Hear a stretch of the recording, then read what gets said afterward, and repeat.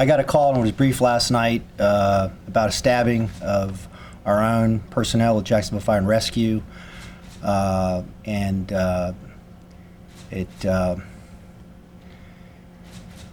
I can't use the words I'd like to use right now and that I wanted to use last night, but the idea that we have men and women that go out to protect us every day, and they're in a situation where they're trying to save lives and take care of people, and frankly, one almost lost their life. Another one got stabbed. It's outrageous. And I'm going to be supportive of law enforcement and prosecutors to make sure this person is prosecuted to the fullest extent of the law. With that, I'll turn it over to our fire chief.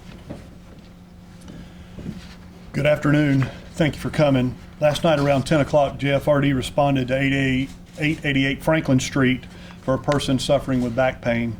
While transporting that patient to UF Health, for evaluation, the patient became aggressive towards JFRD Captain LaTorrance Norris. The patient got up off the stretcher and lunged at Captain Norris, and during the ensuing struggle, the patient took a box cutter that Captain Norris had in his front pocket and began to stab and cut Captain Norris. Those cuttings and stabbings occurred in the upper chest and the abdominal area. The engineer that was driving the rescue unit, Vincent Harper, heard the commotion occurring and stopped the rescue unit quickly and got out and got in the back and jumped in to assist Captain Norris. And during the struggle to restrain the patient, Engineer Harper sustained a pretty severe laceration to the inside of his thigh on his right leg. The two JFRD firefighters continued struggling with the patient until JSO arrived and took over the situation. At about the same time, a UF Health security guard pulled up to the scene on a golf cart and made the quick decision to give Captain Norris a ride to the trauma center instead of waiting on additional JFRD units to arrive on scene. This decision was paramount in getting the rapid treatment that Captain Norris needed to save his life. Captain Norris arrived in the trauma center with a collapsed lung, substantial blood loss, which resulted in dangerously low blood pressure. Captain Norris is stabilized and has been admitted to the hospital for further treatment and evaluation. Had it not been for the selfless actions of Engineer Harper, the quick thinking of a security guard, and the incredible medical team at UF Health, this could have been a terrible outcome. Engineer Harper received treatment and was released early this morning. Captain Norris is in MICU in good condition and doing much better this afternoon. He should be moving to a regular room later on today. I want to personally thank everyone for their thoughts and prayers for Captain Norris and Engineer Harper. Also want to thank the security guard and the medical staff at UF Health for their quick and professional actions that helped save the life of a JFRD firefighter last night. As firefighters, we always say we'll lay down our lives for others, and last night, JFRD Engineer Harper proved that by throwing himself into harm's way in order to stop the attack on Captain Norris. So Vinny, thank you for your heroic act. Your actions undoubtedly prevented a bad situation from becoming a tragedy.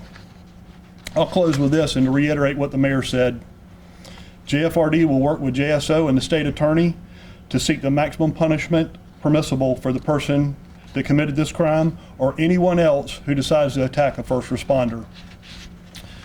And now we'll take any questions you have. Chief, this guy has a record, and is there any reason why he went and did what he did inside a rescue unit? So we're not going to speak to anything related to the investigation. That's JSO's responsibility.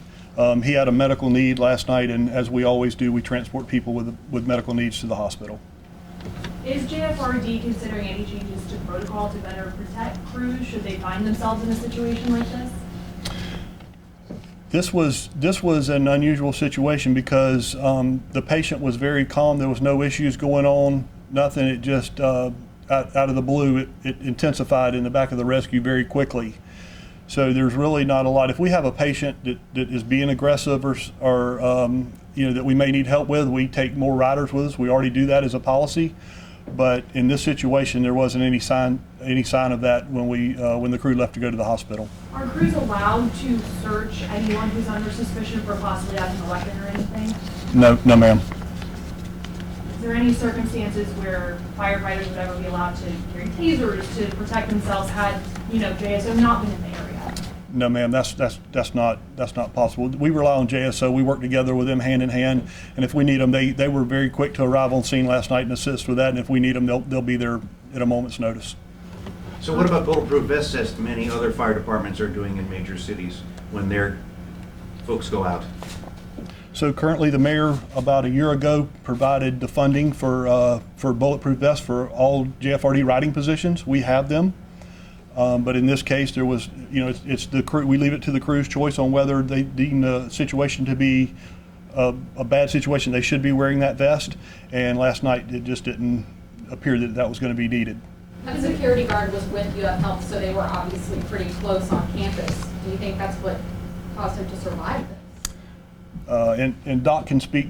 Doc Elias, our medical director, can speak more to the medical side of this. But I will say that had it not been for those quick actions and that thought that security guard had, that we would be facing a way different outcome this morning. This was a bad situation. That security guard's quick actions and the actions of that medical team that work in the trauma center at UF Health, they saved a Jacksonville firefighter last night. And Any both reason to firefighters believe this have was been. retaliation? I'm sorry. Any reason to believe that this was motivated by retaliation? I have no idea. And both have been with the department for over a decade. Captain Norris has been employed since July 8th of 2006, and Engineer Harper's been employed since February the 7th of 2009.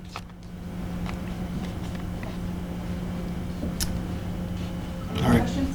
Your crews have been here a lot just over the past few months, Daily Basic, First Coast News. How are they holding up? It's not going to stop them, it sounds like, obviously, from going out and saving people, but just this added on to the long list of things they've been through. How are they doing? Firefighters are resilient. It's just the way we operate. It's in our nature. But obviously, the last 3 months have been extremely.